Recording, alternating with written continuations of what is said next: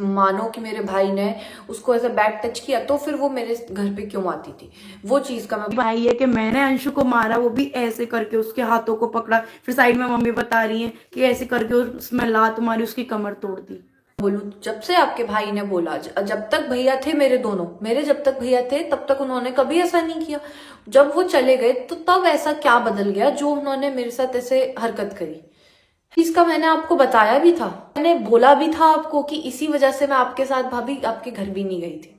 Friends, आखिर सपना के परिवार में चल क्या रहा है, जहां एक बहू अपने ससुर पे इल्ज़ाम लगाती है कि वो उसकी बहू को गलत तरीके से छूता है, गलत तरीके से बातें करता है, गंदी बात करता है। वही अंशु का वीडियो आया तब जब सपना ने अंशु से बहुत रिक्वेस्ट करा कि अंशु तुम बताओ, क्या तुम्हारे फूफा तुमको भी गलत तरीके से छूते थे, मेरे साथ भी गलत करते थे। तब अंशु का एक वीडियो आया कि भाभी घर की बातें सोशल मीडिया में इस तरीके से लाना सही नहीं है।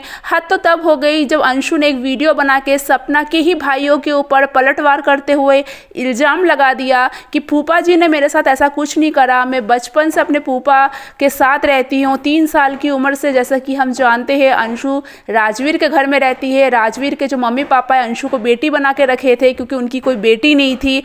आज तक कभी ऐसा अंशु को फील नहीं हुआ कि उनके फूफा ने उनके साथ ऐसा किया, पर उनके दोनों भाइयों के चले जाने के बाद उस बच्ची को ज़रूर फील हुआ कि उस घर में वो सिक्योर नहीं है। किस वजह से? सिर्फ सपना की भाइयों की वजह से। जी हाँ दोस्तों, सपना के भाइयों जब भी आते थे ये लोग इधर उधर थोड़ा बहुत घूमने जाते थे, तो यहाँ तक कि अंशु ने यह तक इल्ज़ाम लगाया, यहाँ तक कि सपना के ससुर जी ने भी ये इल्ज़ाम लगाया कि सपना के जो भाइयों हैं अंशु को गलत तरीके से छूते थे। अंशु ने ये तक बोला कि जब तक मेरे भाई जिंदा थे, यहाँ तक कि राजवीर चौधरी, सूरज चौधरी जब जिंदा थे तब तक किसी में इतनी हिम्मत नहीं थी कि उनकी बहन के ऊपर आंख उठा के भी देख ले।